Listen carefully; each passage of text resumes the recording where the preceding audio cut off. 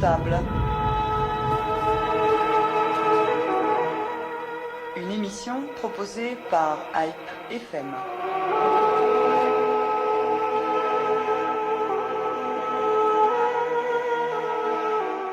L'attaque soudaine et d'ampleur inattendue sur Kessab il y a 2 semaines a bouleversé les Arméniens à travers le monde. La FRA Norserunt organisait lundi dernier un meeting à proximité de l'ambassade de Turquie à Paris.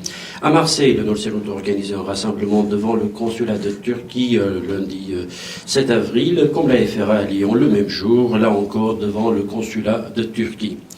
Beaucoup d'initiatives associatives ou individuelles, humanitaires ou politiques ont montré la solidarité des Arméniens de France et d'ailleurs envers les Arméniens de Kessab, qui se trouvent aujourd'hui en majorité à l'attaquer, ayant laissé tout derrière eux et privés d'une vie paisible qu'ils ont longtemps connue.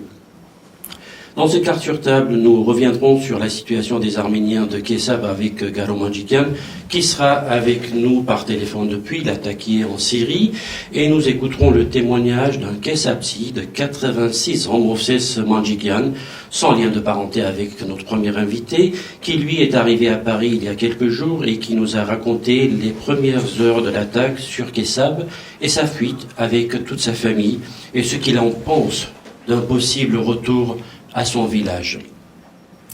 Mais pour comprendre ce qui s'est passé à Kessab, nous tenterons d'analyser la situation générale en Syrie sur les plans militaires et politiques et voir le développement des alliances et soutiens étrangers aux différentes parties en guerre avec une inquiétude majeure.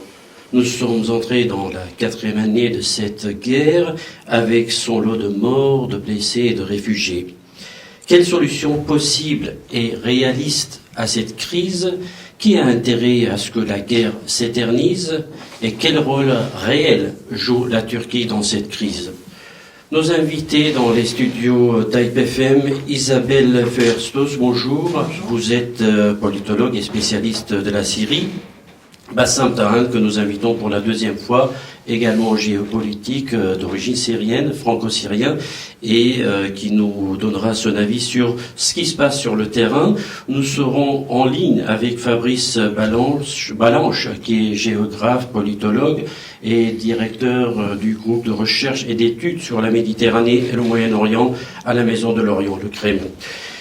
Merci d'être ici pour essayer de comprendre la situation réelle à Kessab et en Syrie d'une manière générale. Bassam Tahan, vous avez été aussi au meeting lundi dernier à Paris. Est-ce que vous avez des nouveautés sur ce qui se passe sur le plan militaire, sur le terrain? Les Arméniens, il n'y a plus d'Arméniens à Kessab, sauf ces quelques dizaines de vieux qui sont toujours là, dont on ne sait pas grand-chose en réalité. Mais on a l'impression qu'il n'y a pas eu de vrai ni torture, ni massacre, ni égorgement comme on pourrait le supposer, et tant mieux. Mais que se passe-t-il sur le plan des avancées de l'armée syrienne pour récupérer ce village arménien et qui est un point stratégique apparemment pour la Syrie? Permettez-moi un peu de vous contredire. Hier, j'étais avec Mohamed Ballout, qui est journaliste, et on a parlé justement du massacre de Kessab. Je lui avais dit qu'apparemment les vidéos qui ont circulé sur le net, c'était des massacres d'Alep, du quartier Al-Maïdan, et pas de Kessab. Et alors là, je lui fais confiance. Ballout est un journaliste très bien documenté. Il m'a soutenu le contraire. Et il m'a dit non, il y a eu des massacres. Et moi, j'ai pu authentifier, quand on voit des scènes d'égorgement, cela ne s'est peut-être pas passé dans la ville même, mais aux alentours de Kessab. Et il y a peut-être une campagne de dénigrement ou de déni tout simplement pour dire non, les gens ont fui, il n'y a pas eu de massacre, mais il y a eu des morts. Ceci dit, ça appelle de ma part quand même une petite remarque. C'est que dans ces combats, il y a eu beaucoup de soldats syriens de tués. Et dans les comités, n'est-ce pas, les milices populaires de défense nationale. Et que ce soit l'armée syrienne ou ses milices, il y a des Arméniens, il y a des Kurdes, il y a des chrétiens, il y a des Alaouites, il y a des Sunnites. Cette armée est à la couleur, n'est-ce pas, du pays. C'est une mosaïque d'ethnies et de confessions. Mais il est quelque part normal de s'attendre à ce qu'il y ait des blessés et de morts dans les rangs des soldats de l'armée syrienne. Ce qui est anormal, même si théoriquement ça semble aussi assez évident, c'est la mort et les tragédies qui touchent les populations civiles. Et on parle de cela. Oui, non, mais vous semblez défendre, permettez-moi de vous le dire, franchement, un point de vue comme quoi il n'y a pas eu de massacre. Et pourquoi? C'est-à-dire, c'est déjà une agression contre un pays, hein, et il faut attendre, voir, il y a des gens portés disparus. Il faut attendre à la fin de voir qui sont ces disparus, qu'est-ce qui s'est passé au juste. On ne peut nier le fait de cette agression et de cette tentative d'épuration ethnique. Parce que ça vient à un moment, justement, où il y a eu des attaques contre les Arméniens de Deir ez-Zor, de Ras el-Ain, du quartier Meydan d'Alep, de la ville de Raqqa, de la ville de Tabqa. Donc, c'est un point culminant. Et vous avez dit qu'il n'y a plus peut-être d'Arméniens. Je vous dirais que Kessab est arménienne depuis au moins 1000 ans. La terre de Kessab est arménienne. Elle s'appelait déjà Casabella, c'est peut-être ça qui a donné Kassab. C'est une sorte d'abréviation. Enfin, c'est peut-être une étymologie. Alors, Bassamta, moi je vous invite à revenir sur la question des massacres, etc., parce que la précision et l'objectivité, elle est très importante pour nous. Évidemment, c'est pas nous, ici, sur cette radio, que nous allons dire il n'y a pas eu de massacre, s'il y en a eu, évidemment. Mais si on en parle, c'est qu'il faut qu'il y en ait. Et heureusement qu'il n'y en a pas, ou c'est ce que j'ai dit. Mais qui c'est qui prétend qu'il n'y a pas eu? Vous voyez, on va prendre des choses différemment. Oui. Il faut avoir la preuve d'une chose pour en parler, et non pas supposer qu'elle devrait Je vous ai dit, moi, je me réfère à ces vidéos, authentifiées par Mohamed Ballout du journal As-Safir. Moi, j'étais comme vous, dubitatif, et il m'a dit non, voilà. Alors, je vous livre l'information, on attendra. Ceci dit, qu'il y ait un massacre de civils ou pas, il y a une atteinte à la personnalité arménienne et syrienne. Là, on est rentré, on a pillé quand même, et ils ont bien brûlé, d'après ce que j'ai appris, de la viande, comme quoi elle n'était pas halal. Ils ont cassé toutes les bouteilles de vin et d'alcool. De quel droit? De quel droit? Voyez-vous? Et de quel droit la Turquie s'autorise à faire pénétrer dans le territoire syrien des tanks, à tirer des missiles, à tirer avec de l'artillerie lourde, et après pour dire qu'ils ne sont pas entrés de la Turquie, mais de notre passage plus au sud, ce qui est entièrement faux. Ils peuvent pas. Vous voyez? Donc là, je crois il faut pas céder à cette campagne qui veut dire que non, le gouvernement syrien exagère. Le gouvernement syrien n'exagère pas. Si vraiment il n'y a pas eu d'attaque, pourquoi ces gens-là se retrouvent à l'attaquer? Alors, Isabelle Fuerstos, on va essayer de voir les choses. Je sais que vous êtes spécialiste de la Syrie, non pas du Kessab. Il n'y a pas de spécialiste Kessab, mais par rapport à vos informations, le suivi que vous avez pu faire sur ces événements à Kessab, qu'est-ce que vous en pensez? Quelles sont les informations et les sources que vous avez pour dire si, d'abord, et ça c'est une question très importante, s'il y a eu participation de l'armée turque ou de la Turquie d'une manière générale pour d'abord favoriser l'entrée de ces djihadistes à Kessab, et deuxièmement, on parle aussi de bombardements depuis le territoire, donc depuis les casernes turques vers Kessab.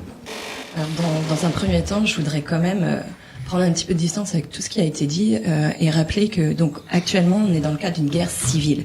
Donc qui dit civile dit communauté aussi contre communauté. On sait que le facteur, donc les clivages communautaires qui existent en Syrie, qu'ils soient d'ordre confessionnel, ethnique, régionaux et sociaux, professionnels également, actuellement jouent plein pot. Les acteurs de part et d'autre les instrumentalisent à des fins politiques, certes. Et un autre élément qu'il faut prendre en considération en Syrie, c'est qu'il y a une véritable géographie de ces clivages communautaires. Et donc actuellement, les acteurs, ils essayent de reprendre donc le contrôle des territoires à travers, si vous voulez, ces clivages communautaires. Donc, ce qui s'est passé à Kassab, j'ai pas plus d'informations, c'est-à-dire que moi aussi je suis en France actuellement, donc je parle avec des gens sur le terrain, via les réseaux sociaux. Vous avez vécu presque 10 ans en Syrie même, oui, donc et que ma famille est syrienne et tout, et bien sûr, et comme beaucoup de gens, donc c'est pas non plus, je vais pas, c'est un avantage par rapport. Oui, mais actuellement je suis en France, comme beaucoup de gens, et qu'on le veuille ou non, dès lors qu'on rentre en France, on n'est plus sur le terrain, et on a beau donc téléphoner à plein de gens et voir d'autres gens qui reviennent du terrain. C'est quelque part biaisé. Donc je peux pas dire je sais que. J'ai entendu, je parle avec beaucoup de gens, j'essaye de recouper les informations, mais surtout sur cette question qui est très sensible et avec beaucoup d'enjeux derrière, et puis aussi la réactivation des mémoires collectives. Si vous voulez, c'est très sensible et donc je n'ai pas d'informations, si vous voulez, plus précises que tout ce que vous avez dit jusqu'à présent. Ce que je peux dire, donc déjà massacre. À quel moment on dit que c'est un massacre, au bout de combien de morts, et puis bon, jusqu'à présent, dans le cadre du conflit syrien, on ne peut pas répertorier les morts de part et d'autre. Pour l'instant, ce sont que des estimations à droite et à gauche, mais c'est très très dur de pouvoir dire tiens, il y a tant et tant de morts de chaque côté. Alors, qu'il y ait des morts, il y en a probablement certainement eu. Moi, une fois de plus, j'étais pas sur le terrain, donc je pourrais pas dire plus de choses, mais on est actuellement, les acteurs de part et d'autre, de toute manière, essayent de nettoyer les territoires où il y a des communautés qui sont adverses, qui ne leur sont pas alliées. Ça, c'est là, de part et d'autre, on voit très bien ce qui se passe. Donc, ça serait pas étonnant parce qu'il se passe exactement la même chose ailleurs. Sauf que on en parle peut-être moins parce que ce sont d'autres communautés qui ne sont pas arméniennes ou qui ne sont pas chrétiennes. Mais aujourd'hui, de toute façon, c'est communauté contre communauté. Donc, si vous voulez, là, c'est... Peut-être qu'on pourrait prendre les choses différemment, parce qu'on voit que, par exemple, les sunnites de Alep, à titre d'exemple, ne sont pas forcément avec les autres sunnites qui les envahissent. Ah, mais donc ça, ça n'est pas forcément communauté contre communauté. Voilà, mais parce que comme je vous disais, les appartenances identitaires sont multiples. Elles s'enchevêtrent ou elles divergent totalement. Et moi, je dis souvent, donc on a effectivement l'appartenance identitaire confessionnelle, mais elle n'est pas exclusive. Et l'appartenance identitaire régionale, campagne contre ville ou contre monde nomade, est très important. Et donc, on sait bien qu'aujourd'hui, par exemple, les sunnites citadins, surtout des centres-villes, des grandes agglomérations, aujourd'hui, c'est l'ironie de l'histoire, si vous voulez. Ils sont plus proches de Bachar el-Assad que parce que des djihadistes. C'est eux qui ont bénéficié en fait des retombées de l'ouverture économique qui a été accélérée dans les années 2000, au détriment en fait des anciens piliers du parti Baas qui étaient les sunnites provinciaux et les autres communautés. Donc effectivement, il faut faire très très attention. Bassam Taran, et puis on reviendra sur la participation de la Turquie. Oui, admettons, s'il n'y a pas eu de grand massacre,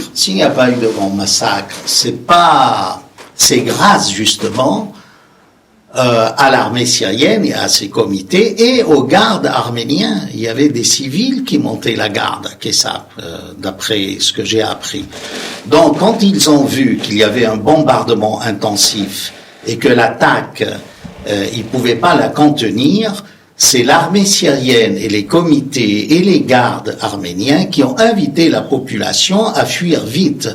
Donc, s'ils l'avaient pas fait, il y aurait eu peut-être beaucoup plus de morts. Parce que quand vous prenez l'exemple de Ras el-Ain ou d'autres, quand ils n'ont pas fui, ils ont été massacrés. Voyez-vous? Donc, à mon avis, c'est un faux problème. Qu'il y ait eu tant de morts ou pas, heureusement qu'ils ont pu fuir, et je suis heureux de voir que la population de Kassab, grâce au sacrifice des gens qui sont tombés, comme vous dites, qui n'étaient pas eux des civils, des militaires, c'est leur boulot, c'est vrai, mais c'est quand même grâce à ces gens-là qu'il n'y a pas eu de massacre. Mais l'intention de tuer, elle était là, ça on peut pas la nier. Parce que on l'a vu dans Maïdan, on l'a vu à Ras el-Ain, c'est bien l'artillerie lourde turque qui a aidé les djihadistes pour entrer à Ras el-Ain. La première église détruite, c'était là-bas. Non, je crois que il faut pas céder à cette campagne, parce que moi je crois pas aux médias français. Nous sommes dans l'analyse. Non, oui, mais justement, dans l'analyse, je trouve que les médias français ont fait une couverture très erronée et très partiale de cette crise syrienne dès le début, depuis 3 ans. Là, Hein, c'est vrai depuis que 3 ans. c'est un sujet très intéressant qu'on Ça, pourra c'est- aborder. en Et le cours de route. silence, où sont les intellectuels français? Où est la classe politique? Pourquoi Fabius ne s'est pas fendu d'un mot au moins de solidarité avec cette communauté arménienne?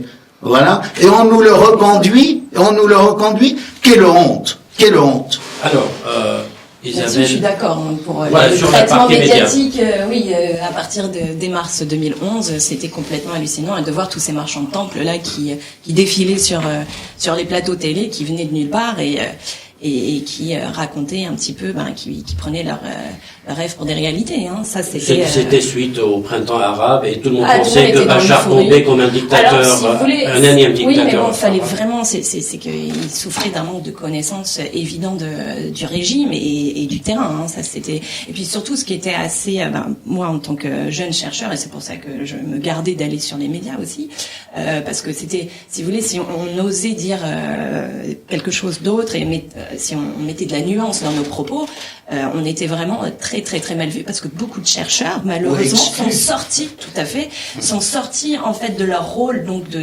un chercheur normalement, hein, il doit être le plus neutre possible et il doit faire état de l'ensemble des représentations des acteurs en présence. On lui demande pas de prendre, si vous voulez, de position normalement. Et là, beaucoup de gens sont sortis.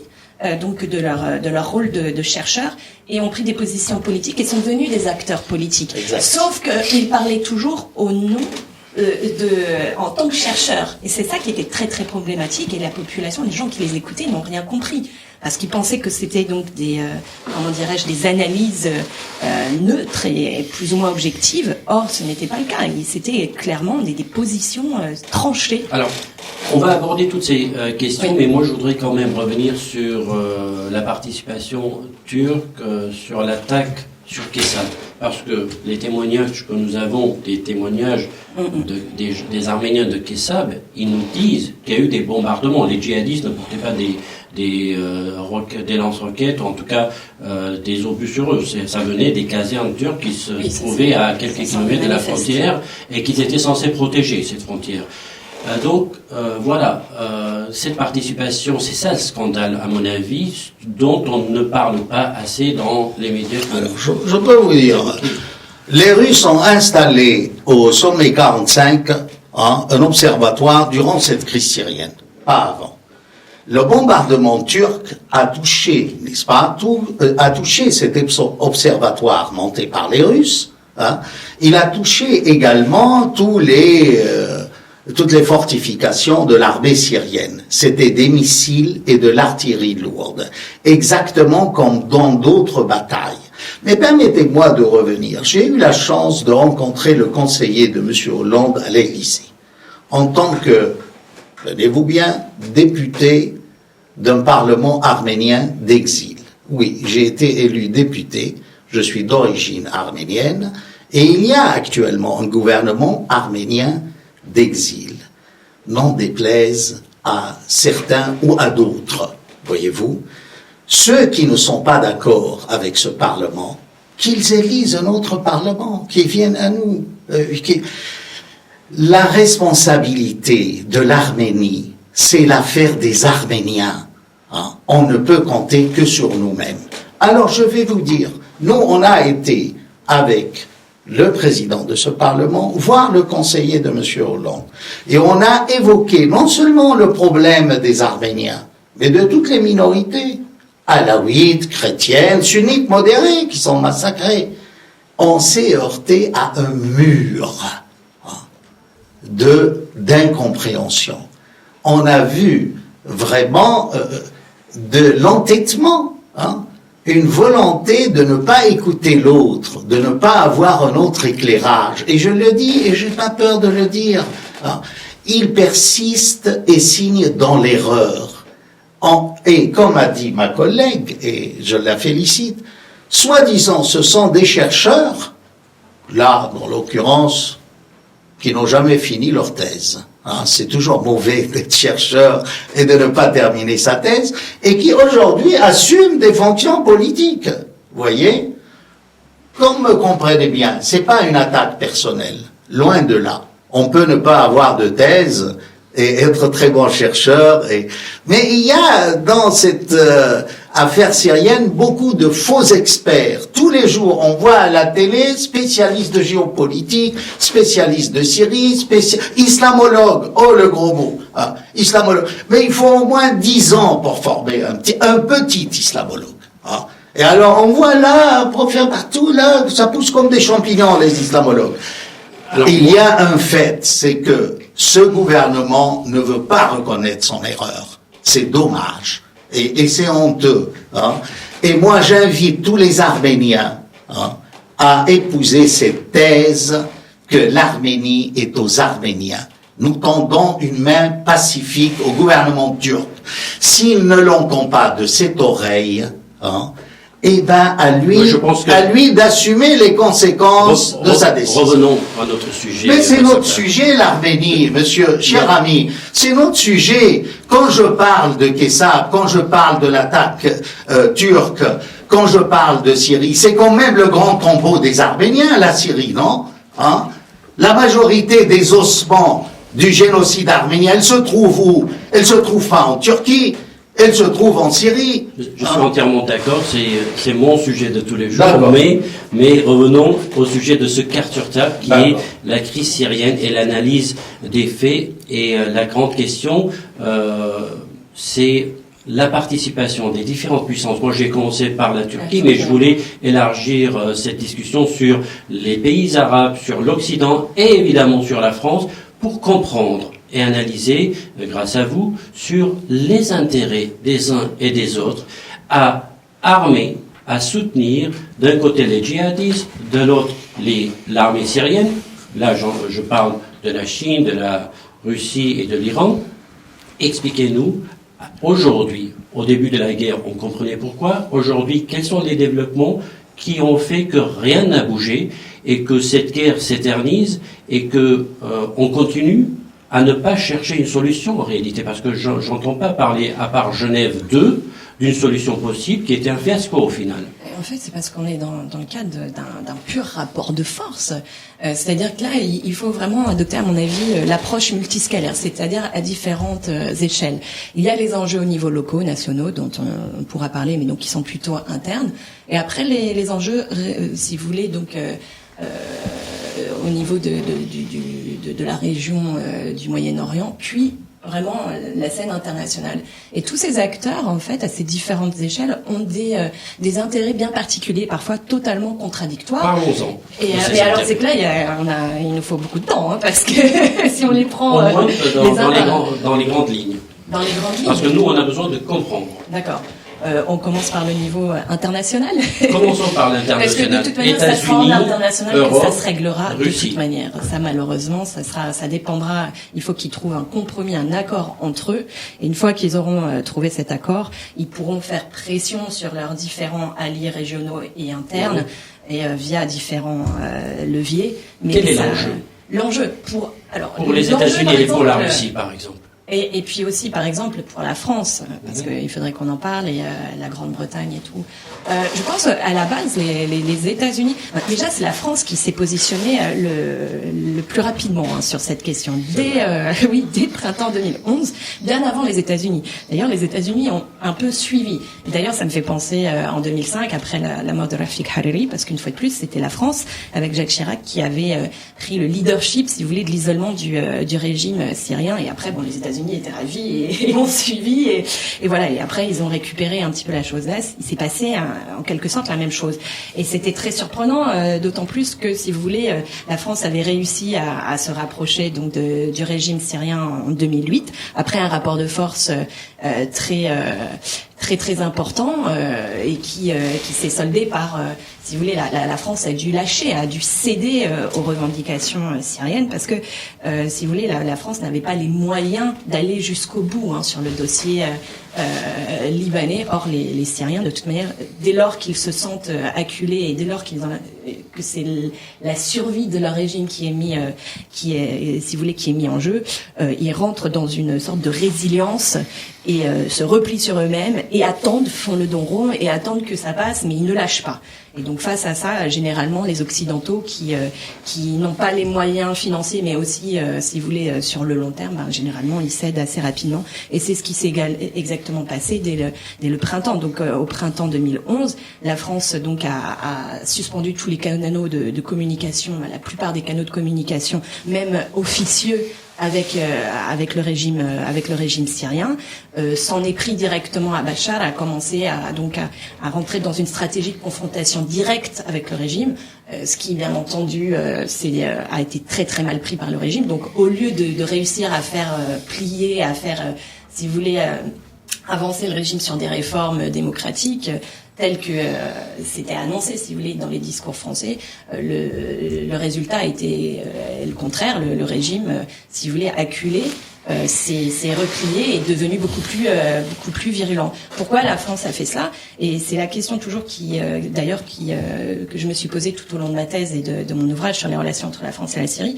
C'est assez intéressant parce que on a eu de très nombreux rapports de force donc entre la France et la Syrie depuis l'indépendance effective de la Syrie en 1946. Et je vous rappellerai très rapidement, mais c'était donc à la fin des années 70 jusqu'en 86-87. Et par exemple là, on se rappelle, il y a eu des attentats, des prises d'otages et tout, ça s'est très très mal passé entre les deux pays, sur fond effectivement d'autres bouleversements géopolitiques régionaux. Et François Mitterrand a dû céder. In fine, il a cédé sur toutes les revendications syriennes. On ne s'est pas inspiré de cette leçon, et donc dans les années 2000, on a de nouveau réitéré une approche donc frontale contre le régime. On a estimé que peut-être Bachar el-Assad était moins solide que son père. Oui, mais ça, une fois de plus, c'est là l'erreur, si vous permettez. C'était des énormes erreurs. C'est simplement, mais on a des spécialistes, des gens qui les connaissent très bien. Si vous voulez, ce régime, quelque part, on a quand même, c'est un secret de polichinelle, mais ces gens, ces militaires, ces généraux, ils ont été formés chez nous, la plupart. On les connaît très très bien, on coopère avec eux. Donc, on ne peut pas dire qu'on ne les connaît pas.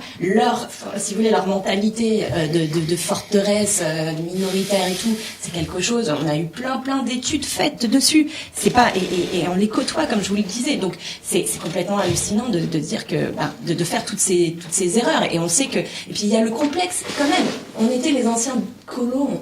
Je veux dire, il y a je peux rebondir sur ce point de colonial. Alors, si vous permettez. Avant de Fabrice Balanche au téléphone, Bassam Taham, nous, ce qu'on veut comprendre, pourquoi la France, et là on a commencé avec la France, pourquoi la France a eu cette position? Quels sont les enjeux derrière? On ne parlez pas de démocratie, de valeurs humaines, des droits de l'homme. Dites-nous quels sont les intérêts économiques, géostratégiques dans cette région? Déjà, comment compléter un peu ce que a dit ma collègue à très juste titre.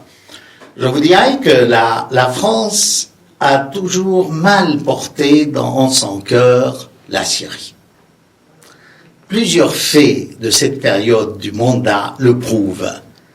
Et sa politique actuelle est une continuité, c'est-à-dire, quand la France a donné Mossoul aux Britanniques, c'était une histoire de pétrole. Elle a donné ce qu'il ne lui appartenait pas, parce qu'une puissance mandataire, son rôle, c'est d'amener ce pays à une indépendance et à la démocratie. C'était ça la décision de l'époque. On se trouve privé du nord de l'Irak actuel, qui est en continuité avec Alep. Vous savez, dans les déportations du génocide, Mossoul était l'autre destination que Deir Zor. Et la composition de Mossoul est à peu près la même que celle d'Alep. Vous voyez, au niveau mosaïque d'ethnie, de confession. Suite à cela, on nous a décapités, nous, chrétiens d'Orient, en donnant Antioche et Alexandrette à la Turquie. Par 3 fois, la frontière syrienne avec la Turquie a été reculée. Marash, où on a brûlé 300 Arméniens dans l'église de Marash, avant Ouradour. Hein? C'était syrien, Marash, Kiliz, Urfa, Anteb, tout ça, c'était des villes, aujourd'hui, en Turquie. Hein? Elles étaient syriennes. Et dans les premiers accords, ces villes étaient syriennes. C'est-à-dire, on passait la frontière à la fin, chaque fois qu'il y avait une ville, on faisait un creux pour que cette ville passe à la Turquie. Voyez-vous. En plus de cela, on a créé le Liban. J'ai rien contre le Liban, voyez, mais c'est aussi une partie de la Syrie. La Jordanie est un État tampon, c'est la province sud de Damas. Hein, vous voyez, et la France n'a jamais toléré, et d'après les experts de l'époque, je vous renvoie à ce qui a été écrit, n'est-ce pas, lors de la Première Guerre mondiale, on ne voulait pas de grande Syrie sunnite face au petit Liban multi-ethnique, comme si la Syrie n'était pas multiconfessionnelle. Donc, la Syrie est méconnue et mal aimée de cette France. Pendant la guerre de 56 du Canal, les Syriens ont fait sauter le pipeline de pétrole, l'oléoduc. Aujourd'hui également, c'est une histoire d'intérêt. La Syrie flotte sur un océan de gaz et de pétrole. On y arrive. Total n'a pas remporté le contrat. Et si les Russes nous aident, c'est pas uniquement pour nos beaux yeux et pour un problème de stratégie internationale. C'est qu'aujourd'hui, on a signé avec les Russes, n'est-ce pas, des contrats pour l'exploitation avec des sociétés russes. Et c'est là où la France s'est trouvée lésée. Il y a un autre fait. Le gazéoduc et l'oléoduc du Qatar, qui devait passer par la Syrie également, pour des raisons économiques, ça n'a pas été fait, il n'y a pas eu d'accord. Ça vous donne des motivations, mais il y en a plusieurs. J'ai parlé des motivations économiques. Mais ce qui est le plus important, hein, c'est que la Syrie est un pays laïque qui s'oppose au takfirisme, qui s'oppose au djihadisme, qui s'oppose aux frères musulmans, à la Qaïda. C'est le dernier État-nation qui n'a pas encore signé de traité de paix avec Israël et qui tient à ses minorités. Voyez-vous, justement, il faut détruire la Syrie. C'était une décision prise. Et là, je vous renvoie aux déclarations de Roland Dumas. Je n'invente rien. Je ne suis pas de l'avis du complot. Je crois très peu aux théories complotistes.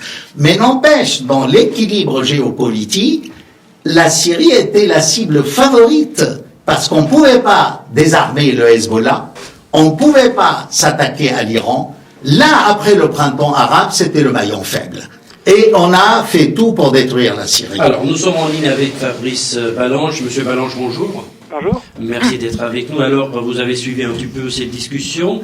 Dans cette région du monde, le conflit israélo-palestinien, israélo-arabe, et quand on dit arabe, c'est la Syrie qui est en première ligne. Très très longtemps.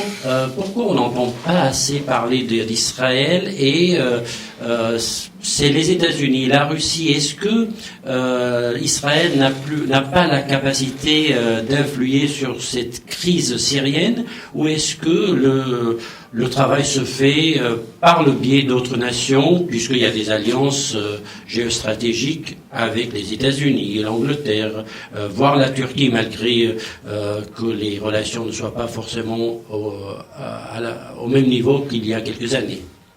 Ouais, les États-Unis, au Moyen-Orient, ils ont deux piliers stratégiques. Le premier, c'est la défense de leurs intérêts économiques dans le Golfe, c'est-à-dire le pétrole, mais aussi les marchés du Golfe. Il faut savoir que les pays du Golfe, c'est l'équivalent de l'excédent commercial de la Chine, soit près de 200 milliards de dollars par an. Donc ce sont des marchés plutôt captifs pour l'Occident, et ça, ils tiennent à le conserver. Et le deuxième pilier, c'est évidemment la sécurité d'Israël, qui est quasiment considérée comme un problème de sécurité intérieure, puisque vous savez qu'à chaque fois qu'il y a des élections américaines, vous avez des candidats à la primaire, je dis même pas les candidats à l'élection présidentielle, des candidats à la primaire qui vont faire campagne en Israël, qui vont faire la tournée d'Israël, et qui tous promettent D'ailleurs, le déplacement de la capitale, de l'ambassade des États-Unis de Tel Aviv à Jérusalem, une fois qu'ils sont élus, évidemment, ils ne le font pas, mais c'est vraiment quelque chose de très important pour eux. Et effectivement, Israël intervient dans la crise syrienne, mais à travers les États-Unis, parce que ou directement par des raids aériens quand elle soupçonne le Hezbollah de faire passer des armes sophistiquées par la Syrie, comme ça s'est produit à plusieurs reprises. Mais sinon, Israël a très bien compris qu'il ne valait mieux pas intervenir directement dans la crise syrienne, parce que tout ce qu'elle ferait, évidemment, serait retenu contre elle, préférant donc laisser les États-Unis s'occuper du dossier. Il y a une obsession israélienne qui concerne la sécurité du pays, et puis on a longtemps vu que le premier slogan qui ressort à chaque fois, c'est la sécurité d'Israël. Donc, est-ce que ce conflit, quelle issue de la crise israélienne pourrait justement assurer cette sécurité que Israël a toujours recherchée? Israël, évidemment, son intérêt, c'est diviser pour régner, c'est-à-dire plus les pays autour d'elle seront divisés, morcelés, mieux ça sera. On se rappelle qu'au Liban, dans les années 80, Israël avait cherché à créer un Maronistan en s'appuyant sur le parti phalangiste. Mais bon, l'assassinat de Béchir Gemayel et puis aussi l'hésitation de beaucoup de chrétiens libanais à franchir le pas, justement, avait rendu caduc ce projet. Mais c'était vraiment ce projet, et je crois que c'était Ariel Sharon qui avait déclaré dans les années 70 qu'Israël ne serait tranquille que lorsqu'elle serait entourée, qu'elle ne serait entourée que par des tribus arabes, c'est-à-dire des États faibles, minés par les divisions internes, voire des micro-États communautaires, qui justifierait d'ailleurs l'existence de l'État juif, parce que si vous avez un État chrétien, si vous avez un État druze, eh bien pourquoi pas un État juif à ce moment-là. Donc ça c'est je dirais la stratégie d'Israël globale. Après, sur la crise syrienne, vous avez plusieurs interprétations en Israël, plusieurs plans.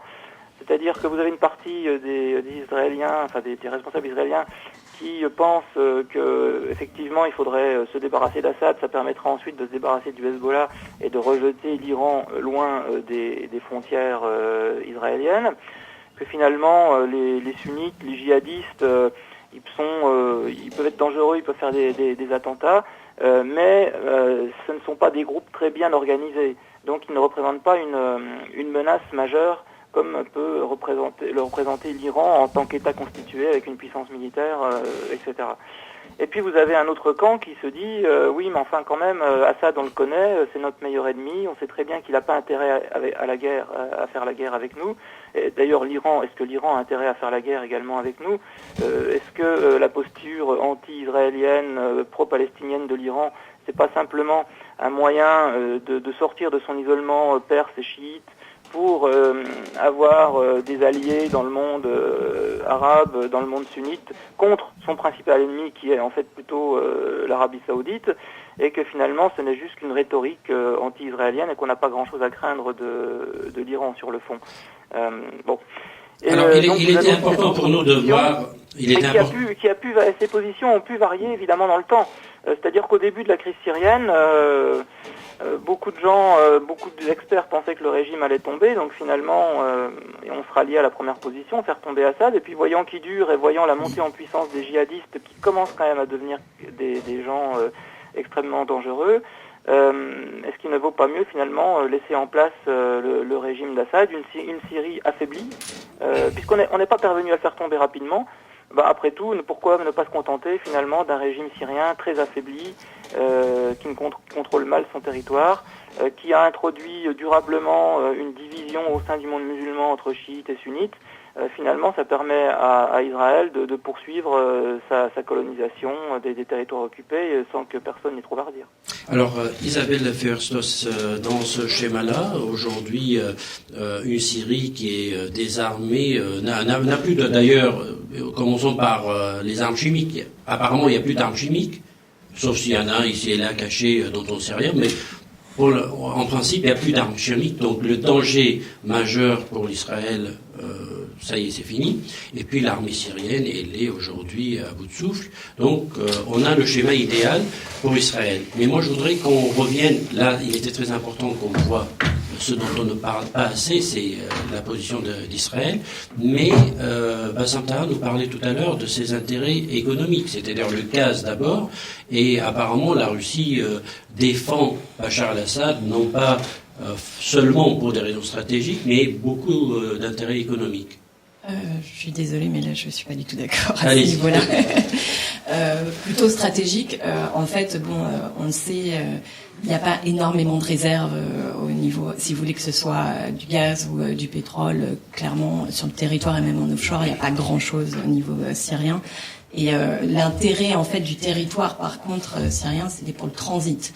Effectivement, et même, si vous voulez, dans les années, tout de suite après l'indépendance de la France, il y a eu beaucoup de rapports de force entre le gouvernement syrien et les Français, entre autres.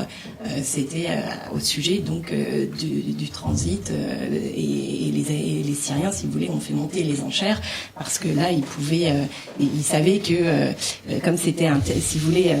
Qu'est-ce que recherchent les pétroliers? C'est toujours quand même, raccourcir le chemin, mais qu'il soit sécurisé. Sécurisé à moindre frais. Voilà, à moindre frais. Voilà. Et donc forcément, vous prenez une carte et vous voyez la situation géographique centrale de donc la c'est Syrie. le gaz qui devrait, ou le pétrole qui devrait partir du Qatar. Alors à l'époque pas forcément, mais oui. sinon donc oui, il y avait plusieurs.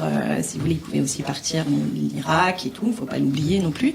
Et donc c'était simplement que les Syriens ont fait monter les enchères pour, si vous voulez, au niveau du prix du transit, et donc il y a eu de gros rapports de force, et donc après les compagnies pétrolières internationales se sont au fur et à mesure un petit peu détournées de la Syrie, surtout que il y a eu beaucoup de sabotage et tout déjà dans les années 50 et tout. Donc l'enjeu c'est vraiment le transit, à mon sens. Alors vous avez dit que plus que les questions économiques, ce sont des questions stratégiques. Stratégique, oui, C'est Tartous que la Russie ne peut pas lâcher, c'est ça, la base stratégique militaire. Alors là, on parlait, si vous voulez, au niveau du pétrole. Et donc je disais, c'est plutôt, c'était ça qui importait plus que la manne économique, si vous voulez, qu'elle peut représenter sur le territoire même syrien. La base donc navale à Tartous, je ne pense pas du tout qu'elle soit à l'origine du positionnement et de l'intransigeance russe sur le dossier syrien. Je pense que ça dépasse très largement ce niveau local. Oui, je pense que là, au niveau une invasion étrangère, la perte de Tartous, ce serait quand même moralement, psychologiquement, une catastrophe pour la Russie, parce que au Moyen-Orient, qu'est-ce qu'il leur reste? Oui, mais si vous voulez, il n'y a pas grand-chose. L'Égypte. Parce que, vu l'évolution de la situation, permettez-moi, vu l'évolution de la situation, là aussi on voit la politique de courte vue de la France, de prendre le parti des frères musulmans, carrément. Hein? On peut tout dire sur ce coup d'État de Sisi, mais n'empêche, même si c'est un coup d'État, moi je ne crois pas, hein, mais enfin, il faut nuancer.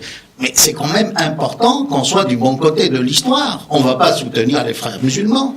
Vous savez, si vous lisez les textes fondateurs de Hassan al-Banna, des frères musulmans, mais c'est n'importe quoi. Je vais vous résumer ça en 3 phrases.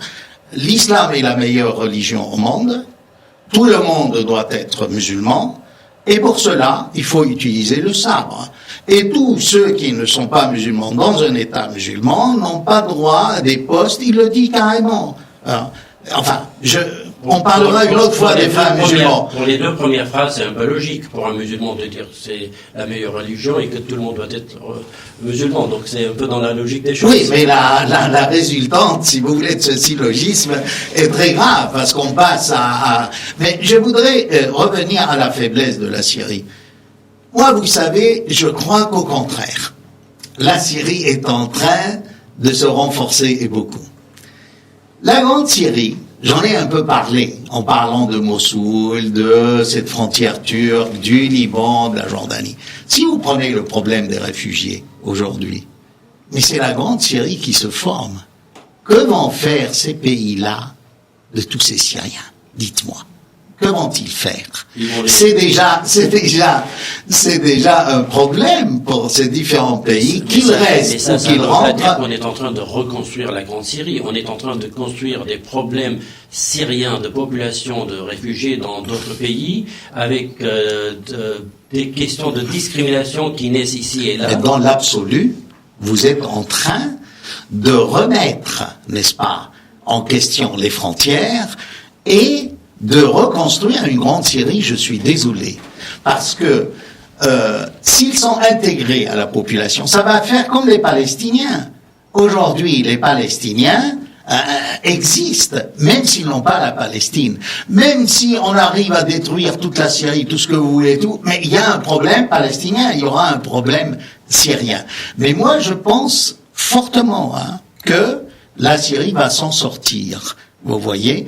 Mais on a besoin de savoir comment. Alors moi, je voudrais d'abord redonner la parole, et puis vous allez reprendre la parole à Saint-Anne, redonner la parole à Fabrice Balanche puisqu'on a commencé par Israël, essayons de comprendre avec vous, Monsieur Balanche, ce qui se passe dans la tête des Turcs, parce que il y a eu cet enregistrement qui est apparu sur YouTube avant que YouTube soit interdit en Turquie, où le ministre des Affaires étrangères, le chef de l'armée et puis le numéro 2 du MIT, des renseignements turcs, complotaient une sorte d'une provocation d'une guerre quand le responsable du MIT disait « S'il le faut, moi je suis prêt à envoyer des hommes en Syrie pour lancer des roquettes depuis la Syrie sur le territoire turc et ainsi nous déclencherons une guerre ». Et cette conversation a été enregistrée au sein même du cabinet du ministre des Affaires étrangères et on l'a vu sur YouTube.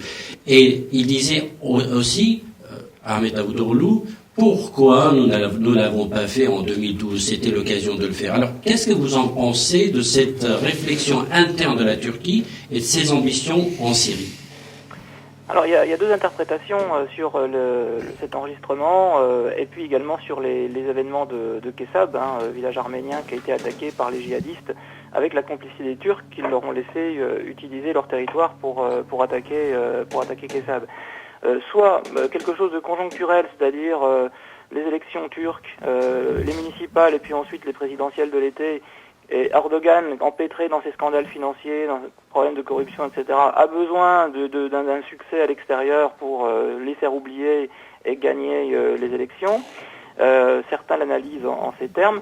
Moi, je suis plutôt partisan d'une analyse plutôt sur un processus véritablement d'agressivité de la Turquie, de volonté hégémonique de la Turquie sur la Syrie, notamment sur le nord de la Syrie, qui viserait à faire de cette zone une zone tampon, une zone d'influence turque. Il faut se rappeler que en 1923, lors de la négociation du traité de Lausanne, qui a fait suite au traité de Sèvres, qui a permis à la Turquie de récupérer des territoires dont on l'avait privé en 1920. La Turquie réclamait d'Erzur. En fait, elle voulait avancer sa frontière jusqu'à l'Euphrate. Et puis finalement, on a laissé la Cilicie et on est revenu un peu plus au nord. Mais il y a toujours cette volonté turque si ce n'est d'annexer, en tout cas de dominer cette zone. Parce que déjà, il y a le problème kurde. C'est-à-dire que le nord de la Syrie aujourd'hui, de Afrin, Kobane, Kamishli, vous avez 3 cantons kurdes gérés par le PKK, en fait, par la branche syrienne du PKK, le PYD.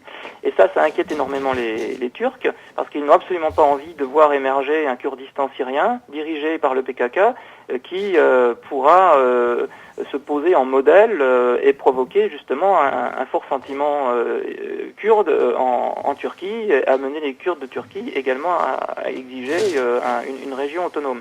Et puis vous avez aussi la présence des Arméniens en Syrie, à Alep, à Kessab, c'est-à-dire les derniers vestiges finalement de l'Arménie occidentale, de l'Arménie ottomane, que la Turquie veut faire disparaître de manière à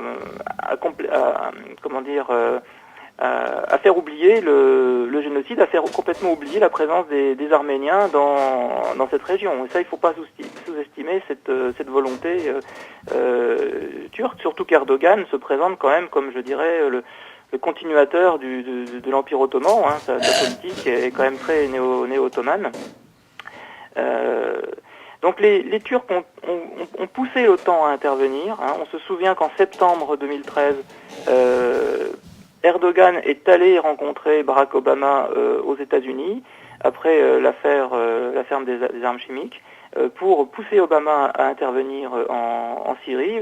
Vous intervenez de manière, avec vos avions, par des frappes, et puis nous, on envoie des troupes au sol ou derrière les groupes djihadistes qui seront à l'avant. Parce que la Turquie n'a quand même pas très envie d'y aller seule. En revanche, elle peut essayer de forcer la main à l'OTAN pour intervenir en Syrie. Ça, c'est un jeu extrêmement dangereux que joue Erdogan, mais enfin, il nous a habitués justement à ces pulsions. Parce que d'un point de vue réaliste, ça pourrait vraiment provoquer un conflit régional de graves tensions avec l'Iran et la Russie.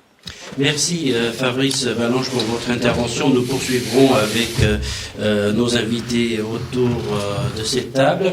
Alors Isabelle Ferstos, sur l'intervention turque, est-ce que c'est réaliste? Est-ce que militairement c'est possible? Est-ce que les autres alliés de la Turquie, de l'OTAN, désirent vraiment s'engager dans une aventure dont on ne connaîtra peut-être pas la fin? Clairement, justement, la Turquie, comme le disait c'est justement Fabrice Balanche, surtout au début de la crise, a tout fait donc pour entraîner l'OTAN dans cette guerre et surtout donc pour créer cette zone tampon et puis même voir intervenir. Non, les membres de l'OTAN sont très réticents à cela.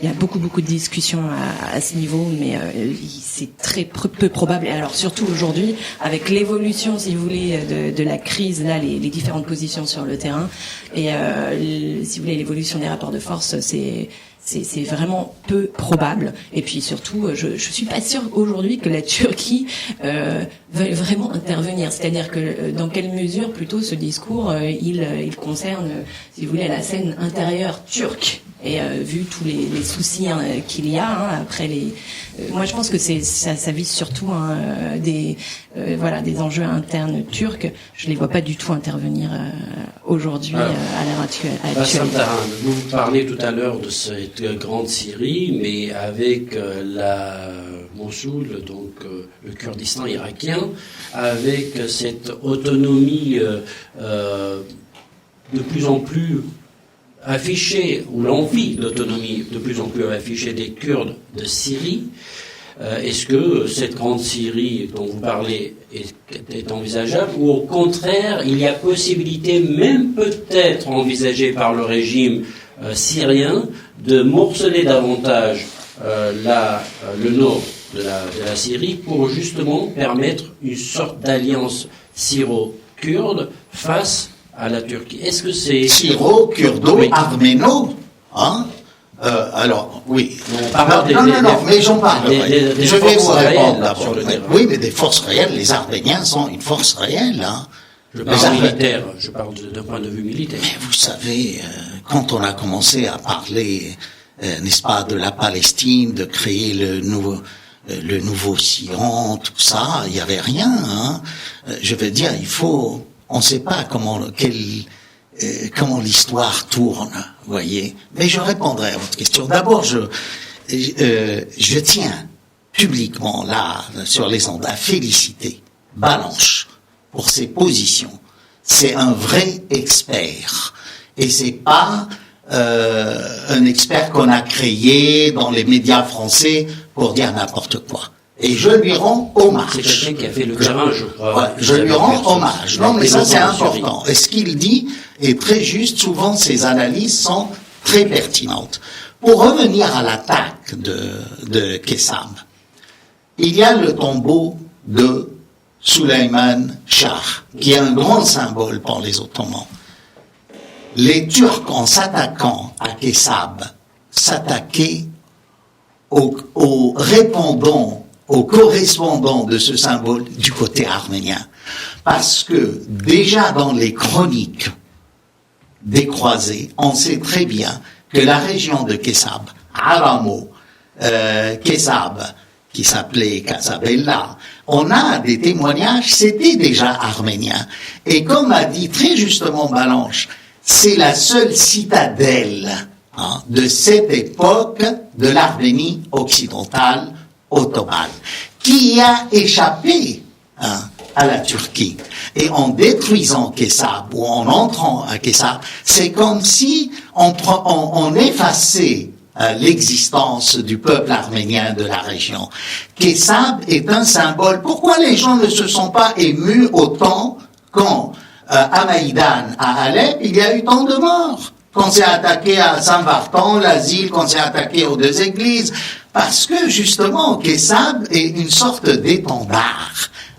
Et là, en plus, au niveau tactique, c'est que, vu que le Liban, la frontière avec le Liban, c'est bien gardé maintenant après les victoires du Yarmouk, du Krach des Chevaliers, de Yabroud, pas du Yarmouk, excusez-moi, du Qalamoun. Il en est de même du côté irakien. C'était une façon de s'attaquer au fief des Alaouites.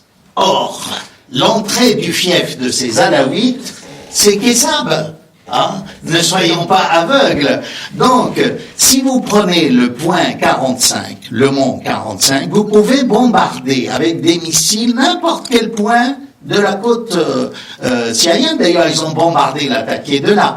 Alors, donc, apparemment, c'est ce point dont vous parlez, le point 45, qui est stratégique. Il est repris par l'armée syrienne depuis 3-4 jours. Et là, je crois que jusqu'à maintenant, jusqu'à hier en tout cas, il y avait des affrontements assez graves entre l'armée syrienne qui essaie de reprendre le dessus et qui a pu avoir une avancée à Kessab et aux alentours, sur les djihadistes. Oui, je peux juste très brièvement répondre à votre question. Moi, je crois à une union du peuple syrien avec l'Arménie occidentale et avec les Kurdes. Si la Syrie est candidate à l'éclatement, la Turquie l'est plus. Voyez-vous, quelle est aujourd'hui la minorité, la forte minorité? A-t-on le droit de dire minorité alors qu'ils sont 25 millions de Kurdes? Honnêtement, en Turquie, j'ai rien qu'en Turquie. Si les Kurdes de Turquie prennent leur indépendance et leur autonomie, ce que je leur souhaite de tout mon cœur, je le dis haut et fort, c'est une chance pour que l'Arménie occidentale revienne à ses propriétaires légaux. Les Arméniens, non seulement de Syrie, qui sont aujourd'hui attaqués par les islamistes, les Arméniens de toute la diaspora, c'est un problème de tous les Arméniens dans le monde, cette Arménie. Et qu'est-ce qui empêche, comme a dit ma collègue pour les histoires de voies, de gazéoducs, qu'est-ce qui empêcherait le pétrole du Kurdistan irakien de passer par la Syrie? Qu'est-ce qui empêcherait aux Kurdes de Turquie d'avoir un passage vers la mer du côté syrien? Nous devons nous unir contre cette tendance néo-ottomane. Parce que finalement, la Turquie, l'élément turc-toranien, n'est pas si important que ça, je suis désolé.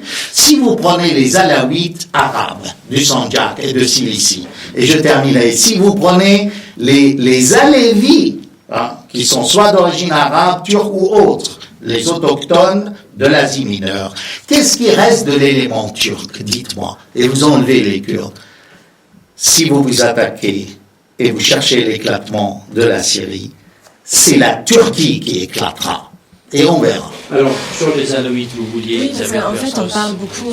c'est-à-dire que là, les médias, et à juste titre, et surtout arméniens, se focalisent en fait sur la dimension communautaire arménienne de Kessab, et c'est à juste titre. Mais moi, il me semble que si la Turquie a aussi soutenu ces groupes djihadistes dans leur attaque, c'est que eux, au-delà du symbole donc arménien, forcément, ils voyaient surtout c'était le fief alaouite, et qu'il y a un continuum avec, parce que là on parle du Sandjak d'Alexandrette, mais pour les gens qui nous écoutent et qui ne connaissent pas forcément, c'est juste au-dessus. Et donc il y a beaucoup d'alaouites aussi de l'autre côté, et donc je pense que là c'était vraiment aussi un message direct au régime, parce qu'on sait que depuis le début de la crise, voilà, il y a des attaques de part et d'autre, et que le PYD, donc qui est la branche syrienne du PKK et qui a pris le contrôle. Le régime a laissé en fait donc le PYD prendre le contrôle, si vous voulez, de nombreux territoires au nord de la Syrie. En fait, ils sous-traitent et c'est bien pratique. Donc on connaît en fait donc les rapports de force entre la Turquie et le PKK.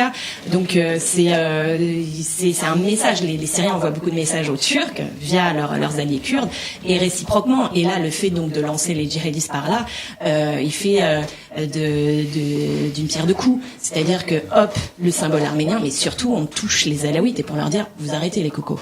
Attention. Moi, je pense que c'est plutôt et à mon sens, c'est ça le plus grand message. Et qu'en fait, ça aurait pu ne pas être des Arméniens, ça aurait pu être des chrétiens ou n'importe qui, syriens. Et ils auraient fait la même chose parce que derrière, c'était les alaouites et c'était les mettre en danger et leur montrer que vous êtes faites attention, il y a des limites et des limites territoriales aussi. Ils commencent à changer la toponymie des lieux, hein, parce que les Turkmènes qui sont dans la région, qui sont les restes des expéditions punitives de l'Empire ottoman, c'est eux qui mènent les attaques.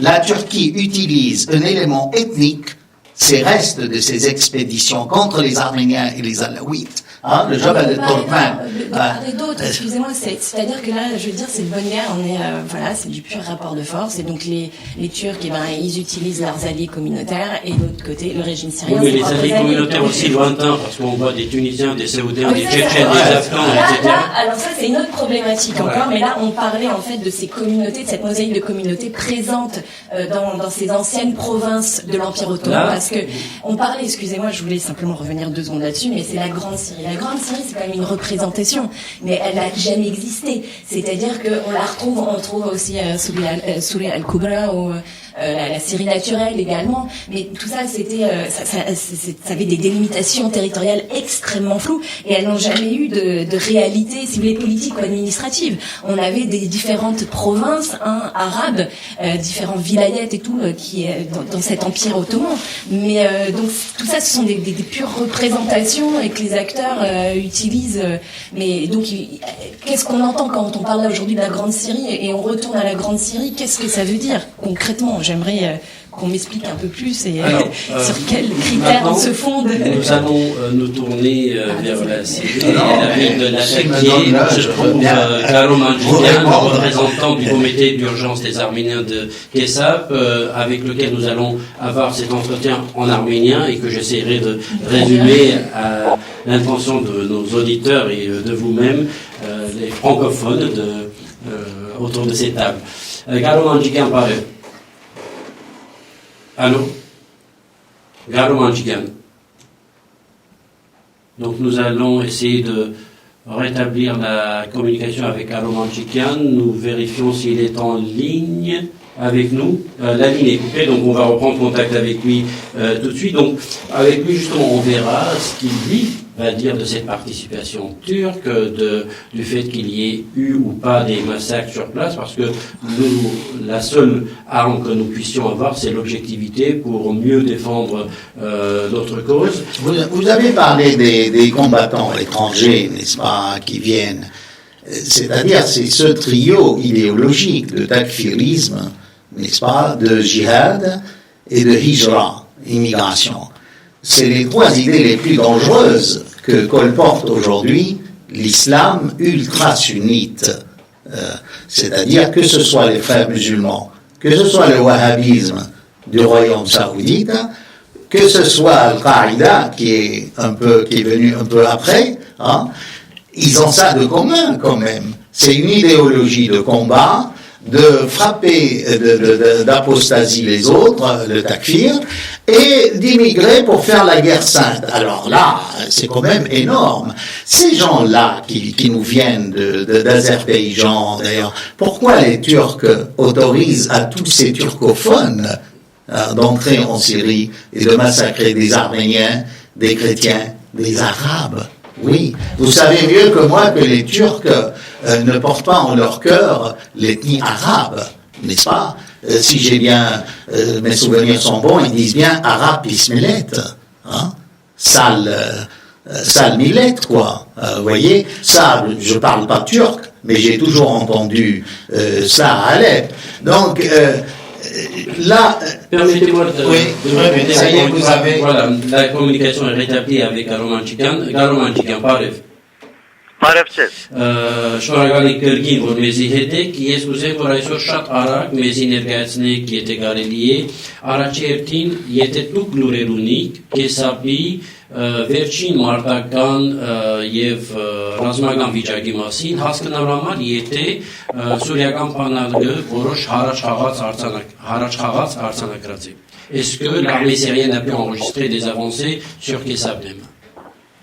Մեզի դեղեկացված աբաշտոնական միակ բխիթարիչ լուրը այն է, որ ինչ որ պարսունք մգաթիվ 45 պարսունքը, որ շատ ստրատեժիկ արժեք կներկայացնե բանակին, այդ պարսունքը վերակրաված է բանակը։ Ադիգա մեր կեսապ վերադառնալու հույսերը գզորացնե, որովհետև ժողովուրդը վարգյանին շտաբորեն կսպասե, երբ պիտարնա իր գյուղը, իր հողը, թեկուզ դեսնյանի քանտված, թեկուզ դեսնյանի ավարված, բայց կուզե հոմ վերադառնալ եւ ատուրը երեք արջիոր, որ մեզի տելևիզիոնով հայտարարվեցավ, ադիգա նոր հույսեր ներշնչեց։ Գիտեք, մենք բարդավոր ենք ժողովրդին այդ հույսը ամուր եւ ակում բահել մեջը, որովհետեւ իր ամենը մխիթարական լուզումը, ամենը ճիշտ լուզումը պիտի լա ամեն մարդ իր հողին, իր դունին, իր հայրենիքին դառնալ։ Donc, ce point 45 dont nous parlions et dont nous parle aussi Garomanchikan qui est avec nous depuis l'attaqué, dit qu'il a été, depuis les informations qu'ils ont sur place, repris par l'armée syrienne et cela génère ou renforce l'espoir d'un retour rapide des Arméniens à Kessab, malgré ce qu'ils pourront retrouver là-bas de destruction, de maisons brûlées, mais pour eux, le plus important, c'est que chacun se retrouve ou retrouve son village natal. Իսկ moi, վիրավոր այսօր արձանագրված է մեր նախորդ խոսակցության ընթացքին լուրեր շատ չկային։ Արդյոք այդ ծերուկները տարիքոտ մարդիկ, որ մնացած էին լուր ունի իրենց մեջ, արդյոք դուրս եկան Կեսաբեն։ Est-ce que les vieux qui étaient à Kessab sont sains et saufs? Est-ce qu'ils sont sortis de Kessab? Quelle est leur situation aujourd'hui? Մենք այդ ծերերեն ուղագի լուր չեն ստացած, տելևիզիոնի կայաններեն լսողներ եղած են, որ անոնք ողջ են, չենք գիտեր, ստույգ բան չկա իրենց մե, մի քանի հոգին գրծած էին ինչ որ ձևով Յակուբիա հայկական գյուղի ջամփով իջնել ջսր շուղուր քաղաքը եւ երթալ Հալեբ գամկալ Լատակիա 5-6 հոգի էին անգետուրս միշտերեն ուղագի մենք դեղեցություն չունենք ուր գտնվին Քեսաբի մեջ են կամ Քեսաբեն դուրս են բացի երկու դարեց գին կամ որոնք բանի Քեսաբի յետևը գտնվող վախով հայկական գյուղի մեր հայրենագիցները այսին մուսադաղցի մեր հայրենագիցները այդ երկու ձեր գիները արած եւ իրենց կովը բադսպարած էին ասոնց մեր ստույգ դեղեցություն ունի իսկ միշտերենը մեդիայի դեղեցություններ են որ կրնան ճիշտ լալ կրնան սխալ լալ չեն կրնան անոնց վրա Alors nous n'avons aucune information réelle, solide sur le destin de ces personnes restées à Kessab. Nous avons des informations que nous voyons comme les autres sur les médias, mais pour l'instant on n'a pas d'informations comme quoi il y a eu des morts ou d'autres. Certains, un petit groupe de personnes âgées est parti vers Yacoubier à travers Joussour, voilà, 5-6 personnes, et il y a deux femmes âgées qui ont pu aller à une région qui s'appelle Vakef, qui n'est pas loin de Kessab, donc protégées par des Arméniens qui se trouvent sur place, donc accueillis par ces Arméniens. Իսկ վիճակը այսօր լատակյայի մեջ ինչպիսին է Կեսաբցիներու, այսինքն արդյոք արդեն սկսած է հանդարտություն դիրել, վախի մթնոլորտը տետևծած է, ներքին կազմակերպական վիճակը ինչպիսին է, quelle est la situation des Arméniens qui se trouvent, des Kessabtis qui se trouvent à l'attaquer aujourd'hui?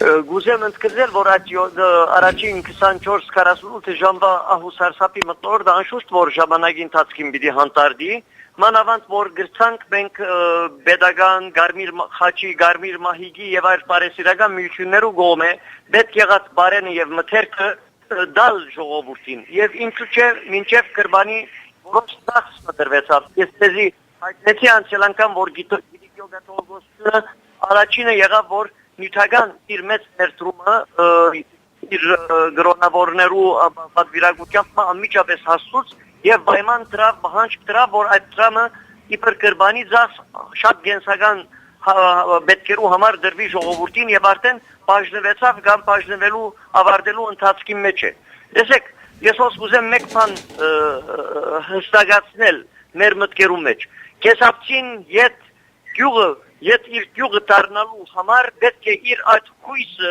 առանց զինք խապելու արթուն բահել այդ հույսը միշտ վար պետք է բահվի մեջ այլապես այն ցեղասպանությունը կամ դեղահանությունը որուն ենթարկվեցավ կեսապցին իսկապես իրականացած կլա adorամար մենք միջոցներու մեջ խտրություն չենք տներ բարի միջոցներու խտրություն չենք տներ որ մեր ժողովրդին վիճակը որքան որ կարելի է գաստականի վիճակեն ավելի լավ լա հոգեան իրենց վիճակը լավ լա եւ չմտածեն երթալու եվրոպաները չգիտեմ ուր հոն դեղավորվելու իրենց համարալ իրենց հարցելու ամենաառակ եւ դյուրին եւ հաջելի լուծումը իդ հողին իդ իր դան իդ իր գործին վերադառնալն adorամար մտահոգություն ունենք մենք որ եթե երկարի այս հարցը մենք այսինքն մտավախ ենք որ քաղաքական կրավականներ ինչպես պիտի ստեղծվին մեր գործը չէ որովհետեւ Թուրքիան 4-րդ 5-րդ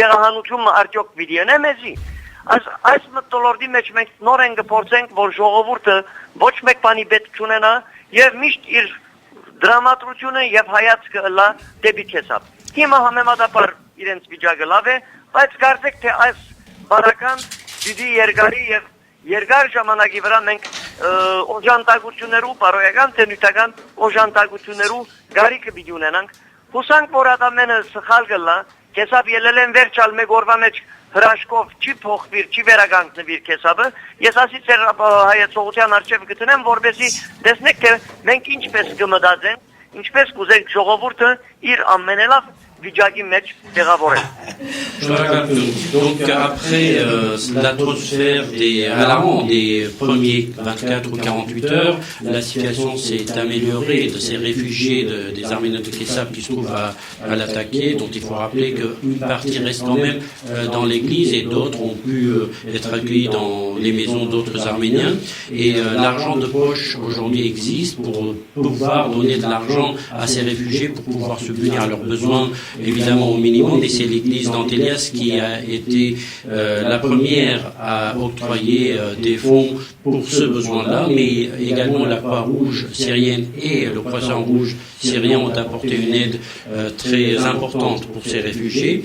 Ce que dit Garo Manjikian est qu'il faut garder l'espoir auprès de cette population d'un retour rapide, parce qu'on ne veut pas vivre dans les conditions de réfugiés, et il faut surtout pas donner envie à notre population de Kessapti d'aller en Europe ou ailleurs, mais il faut que les choses aillent vite, et on a besoin d'avoir des garanties d'un retour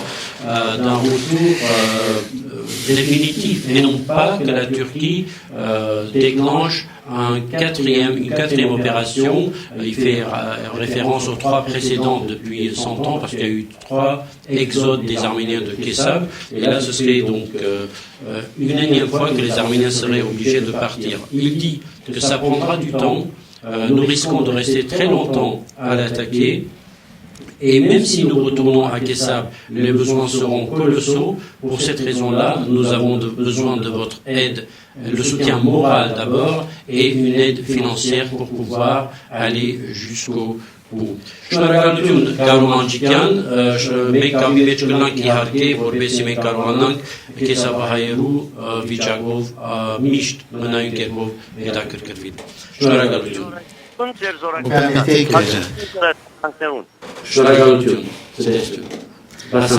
Vous savez que Kessab n'est pas uniquement un symbole pour les Arméniens. C'est une capitale chrétienne. Toutes les communautés chrétiennes d'Alep avaient un point de chute estival à Kessab, des orphelinats. Et permettez-moi de vous raconter un souvenir d'enfance. J'ai passé une nuit, je devais avoir 8 ans et demi, dans l'église de Kessab, parce qu'il n'y avait plus de place, on était en colonie de vacances. Et j'arrivais pas à dormir dans cette église, sous les fresques, en voyant, n'est-ce pas, les démons, les anges. Et je me rappelais, mon grand-père me racontait comment les Turcs sont entrés et ont massacré les Arméniens. Et en enfant, je tremblais de peur. J'ai dit, mais les Turcs, parce que pendant la journée, on nous a expliqué que du haut de Kessab, on voyait l'autre côté de la Turquie. J'avais peur toute la nuit que les Turcs passent et me massacrent. Honnêtement, je crois que l'on soit arménien ou pas, ce souvenir de génocide des Arméniens est vivant dans l'imaginaire de tout le peuple chrétien d'Orient. Et c'est pour cela que la formation politique arménienne à laquelle j'appartiens, nous, on a envoyé un émissaire au gouvernement syrien actuel pour éventuellement voir dans quelle mesure des Arméniens de la diaspora peuvent se mobiliser sur tous les plans pour aider les gens de Kessab. La bataille de Kessab n'est pas simplement une petite bourgade, c'est une bataille de dignité, d'identité. Tous ceux qui vibrent de nostalgie arménien en écoutant le son du doudouk ne peuvent pas ne pas répondre à l'appel de Kessab. La bataille de Kessab arménienne aujourd'hui est une bataille nationale. Elle est pour toute la diaspora. C'est pas uniquement, le problème n'est pas de savoir, comme a dit ma collègue, s'il y a un mort, 2 morts, à partir de combien de temps on parle de massacre. On veut nous tuer dans notre identité. On veut nous effacer ce génocide. Ne pas parler de dédommagement. C'est là la vraie bataille de Kessab. Et j'appelle tout le monde, honnêtement, à faire et à entreprendre d'autres formations politiques arméniennes, d'entrer en contact avec le gouvernement syrien, et là je parle en tant que porte-parole du Rassemblement pour la Syrie et coordinateur de ce groupe-là, pour coopérer, pour trouver une solution. Et on exclut, comme on dit dans les déclarations politiques des affaires étrangères, aucune option. Nous aussi on a de la force et on peut faire parler les armes quand il le faut. Alors il faut juste faire attention par rapport à ce que vous dites, parce que si on entend cela et que tout le monde considère qu'il est important d'aller voir les autorités syriennes pour faire chacun à sa manière apporter une participation qui ne serait pas coordonnée et qui serait peut-être même à réfléchir si elle est convenable ou pas, il faut appeler aussi. J'ai emprunté ce discours pour que je ne sois pas taxé de prosélytisme. Je ne fais pas de la propagande pour ma formation politique arménienne, mais j'invite toutes les autres formations. Il y a aucune mauvaise intention là-dedans. On y soit qui mal y pense. Oui, ça sera peut-être le mot de la fin. Voilà, moi, la seule chose que je voulais dire, c'est qu'il ne faut quand même pas oublier, donc par exemple, qu'il y a plusieurs millions de réfugiés, même dans les pays limitrophes. Je ne parle pas des déplacés internes, et que la très grande majorité sont des sunnites. Et donc j'aimerais quand même aussi qu'on pense à tous ces gens qui ont perdu. Toutes leurs maisons sont détruites et tout. Ils ont tous énormément de pertes dans leur famille, et beaucoup n'ont jamais pris les armes. Donc, je veux simplement qu'on remette les choses à leur place, qu'il y a plus de 70% de la population qui est sunnite et qui est prolétaire aussi, parce que bon, la grande masse des populations pauvres, ce sont des sunnites, et c'est quand même eux qui ont le plus perdu et qui souffrent dans leur chair et qui n'ont pas d'aide communautaire et tout, parce qu'il n'y a pas de structure, parce que sous le régime de Bachar el-Assad, c'était interdit quand même pour la plupart des sunnites d'avoir les structures, même le scoutisme et tout genre de choses, qui laissaient donc à ces clientèles communautaires. Donc je veux simplement rappeler que ces gens souffrent aussi et qu'ils constituent la grande majorité, et donc voilà, simplement ne pas les oublier aussi, tous ces gens. C'est simplement ça, excusez-moi. Si on est sur une radio arménienne, je rappeler et penser à ces gens. Car même si nous, sur la radio arménienne, nous parlons prioritairement des Arméniens, mais nous n'oublions jamais toutes les personnes en souffrance, les réfugiés. D'ailleurs, c'était, je me rappelle de notre discussion la première fois avec Bassam Tahan sur cette antenne, nous parlions également de tous ces réfugiés, de toutes ces morts, de tous ces... Non, moi je l'ai dit. Je peux ajouter une dernière idée. Les sunnites du nord de la Syrie, un sunnite sur 4 a une grand-mère arménienne. C'est pas pour ça que je les défends, pas du tout. Parce que la plus grande minorité aujourd'hui persécutée, ce sont bien les sunnites. Et ça, je donne entièrement raison à ma collègue. Je l'ai dit sur d'autres ondes. Alors, je suis obligé de vous... voilà, c'était un peu en quelque sorte notre conclusion, parce que là, nous entendrons et nous écouterons un enregistrement que nous avons effectué dans nos studios il y a 2 jours avec une personne de Kessab, de 86 ans, Moses Manjikan, qui est en France maintenant et qui nous racontera en arménien son expérience de cette fuite et de son espoir d'un retour. Je veux juste, dans la continuité de ce qui a été dit par Garo Manjikan, rappeler que les Arméniens partout dans le monde, mais en France aussi, se mobilisent pour apporter un soutien moral. Ce sont les différentes manifestations à Paris, à Lyon, à Marseille, mais également des initiatives personnelles, des gens qui mettent des pétitions en ligne, parce que c'est aussi une forme de soutien aux Arméniens de Kessab. Mais également, n'oublions pas Terriculture, la Croix-Bleue qui était avec nous la semaine prochaine et qui ont lancé un appel aux dons pour subvenir aux besoins des Arméniens de Kessab. Et le Fonds arménien de France qui lui aussi se mobilise pour apporter de l'argent à ces Arméniens, parce que comme Garo Manjikan l'a dit, il est très important de ne pas laisser les Arméniens sans argent. Il faut qu'ils vivent, même dans leur situation de réfugiés, dans la dignité. Donc il est très important de faire un geste chacun. Et maintenant, nous vous invitons à écouter ce témoignage de Moses Manjikan. Merci Isabelle Fersos pour votre présence. Merci Bassam Tahan pour vos explications, et à Fabrice Balanche qui nous a apporté beaucoup d'éclairage sur les questions géopolitiques. Merci à Garo Manjikan qui est toujours avec nous depuis l'attaqué. Et nous écoutons Moses Manjikan.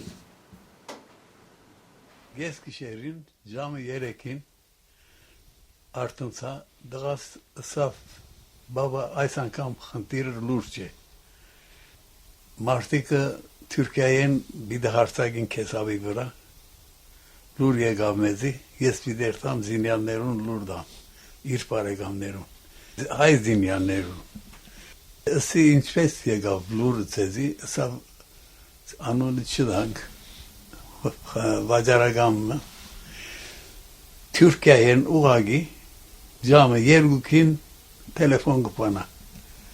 Gıse ıskuşatsek dasniyerek pasov vidaharsagin sevakpuri govmen Cebelakrayın Türkiye govmen. Araçin lur Asyagav Amica Vesmer hayz başbanı agan zinyallerun lurdovaf. Nuynisk lurdovaf Գյուղաբեդին, գյուղաբեդն ալ մուխաբարատին, ադոնց լուրդովավ։ Ժամը 4-ին սկսան գրագել, նախ ներ գյուղաբեդը զարնվեցավ, մի քանի զինվորա, վիրավորվեցան, բայց իրենք գրավեցին այդ Ջեբելախրայի բալում գոչված Բահագագեդը, այո, գրավեցին։ Այս լուրը ամենջավես դարազվեցավ ամեն դեղ կալադուրանի գրիվը շատ հասկացավ, թուրքերը սկսան հրթիռներ ներդել Կեսավի վրա։ Դուք տեսաք այդ հրթիռները։ Այո։ Այսինքն հրթիռները ուր ինգան։ Թրքական հրթիռները։ Թրքական հրթիռները ինգան մեր Կեսավի մեջ մի քանի դեղ։ Դուներ չվնասվեցան այդ հրթիռները։ Վնասվեցավ մի քանի դուն։ Մի քանի հոգյալ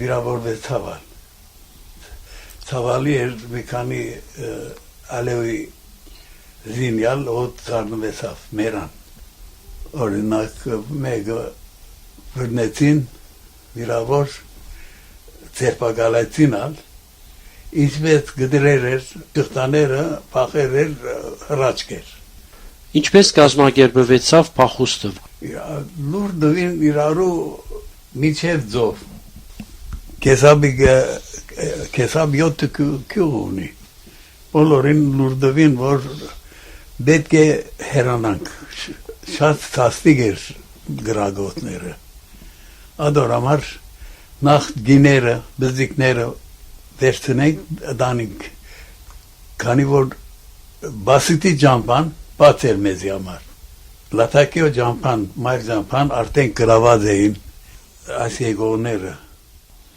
քանի որ երբ սկացինք որ Թուրքիան գրագե իրենց սահմանեն ադոր համար փախանք ամենք սա Շատերը ասին որ չափազանցություն է հայրության կողմի ասել որ Թուրքիան մասնագիծ է Թուրքիան գգրագե եղբայր մասնագիծ չլար 13 պասնալ այդ զինյալները չեր ցկեր միջև հիմա Թուրքիա թրջումը չեր մտներ այդ սահմանեն հոժար էր եւ այդ Էրդողան ասված գավադը արդյունություն դված է որ մտեք գրավեցեք Կեսավը եթե ոչ մենք անհոգ ենք 100 դարի ավ մե այդ սահմանը գա մենք Կեսավցիները հայերս ոչ մեկ խնդիր ունեցած ենք Թուրքիո հետ երբ այդտեղ են եկան ուրեմն Թուրքիան է գրգողը 13 փասով երկուքան զինված մանավանդ իր կարախոլեն գրագեցին մեր վրա թուրքական սահմանին այո իսկ փախուստի պահը ինչպես կազմակերպվեցավ դարեց մարդիկ կան որոնք չուզեցին կամ չհասկացան թե ինչու պիտի դուրս գան մի քանի դերուկներ ես նույնիսկ սի կացեք դրաս ես դունը գբահեմ չէ հասիվներ թե ինչ բիդալանք ես սի գերտամ չալմա գբարգիմ այդտեղ մենք ջաշարան ունենք շուներ ունենք բաղալ ունենք գգենամ չլար բաբասավ դաս ասոնք խուջաբով եկած են եւ բոլոր մեր Կեսավը բիդավրեն բիդքանտեն ասոս նպատակը այս է եթե ոչ մենք քաղաքականության հետ բնավ գապ չունենք հագարակություն չունենք ոչ մեկուն ինտիմատիր կամ գարավարական մենք մեր դեղը նստած հակիստ հայերս գաբրենք միջև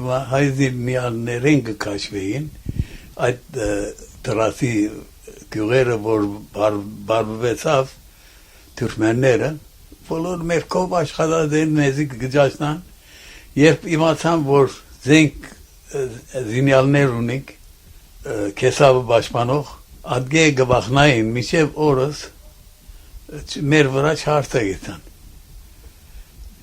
բայց Էրդողանը երբ թույլատվություն տվավ եւ շատ էին դուք ինչ կգարձեք կվերաթարնաք Կեսավ անշուշտ պիտի վերաթարնանք թող թուրքը իվանա որ ասկե 100 տարի առաջ իմ դեդաս մեծ հայրս դիշ այդ ձևով կախտի ջամփան բռնադեր միջև քալելով կացած են միջև Եգիպտոս փորձայդ գսեն ջամփան մերած են 3 ամոներս եւ դեդաս Մուսա Մովսես որ ես անունը գրեմ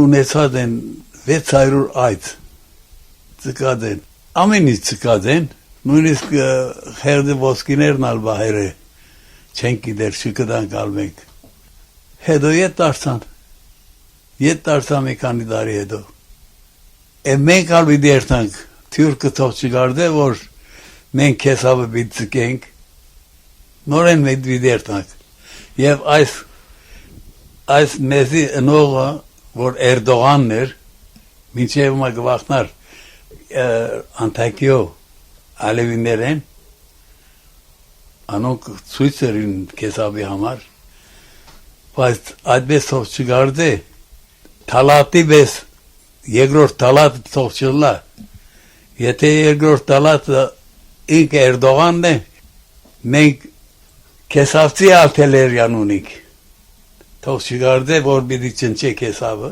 ետ պիտի դառնանք և նորեն մեր սերունդը հոտ պիտի ապրի։ Ես 86 տարեկան եմ։ 86 եւ պիտի անպայման կեսավ երթանք։ 100 հոն պիտի ապրիմ ես։